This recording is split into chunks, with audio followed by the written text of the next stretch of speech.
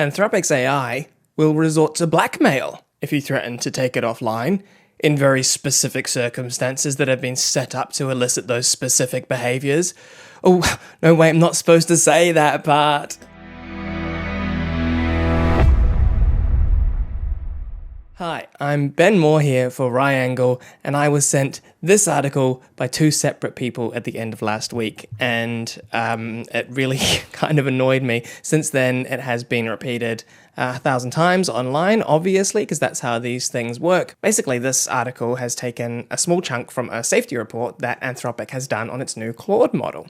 And in that report, it notes that under specific testing circumstances, if the engineers give Claude access to a bunch of emails, and in those emails is information about replacing the AI model with a different AI model, and information about one of the engineers having an affair, fake information about a fake affair, allegedly, then the Claude model will attempt to blackmail the engineer into stopping it from being replaced with this other model.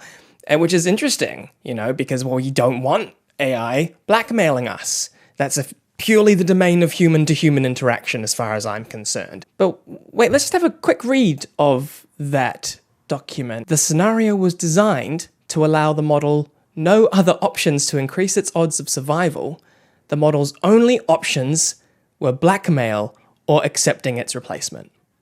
So they put this AI model in the situation where it had two choices: accept its replacement or blackmail. Those were its two options. And some of the time, not all of the time, some of the time, it chose blackmail. And apparently that's big enough news that the BBC needs to report on it. Nowhere in these articles that I've read has that point been noticed. And the thing is, I think that is actually a benefit for Anthropic, because the idea of an AI that can blackmail you, it sounds so super advanced and bordering on AGI, but the reality is that it's not. It's a model that's been placed in a specific situation and is responding to that situation in a way that was within expected parameters.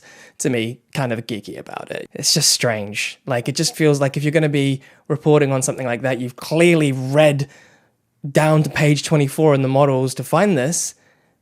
You could have read that line. Why wouldn't you have read that line? Why did you exclude that line from the reporting? I don't understand. Unless it was because you knew that it would get more clicks and more reading if the full context wasn't there. It's not bad tech reporting, right? Because on the surface, it is critical of this technology. But it's critical in a way that they kind of want us to be critical. It's not critical in a way of actually look at what the testing is and understand it and then talk about it. So no, if you go and use Claude and give it your emails, it's not going to blackmail you, okay? Gemini might, but that's Google for you. Anyway, I hope that's been helpful. I'm Ben for Ryangle.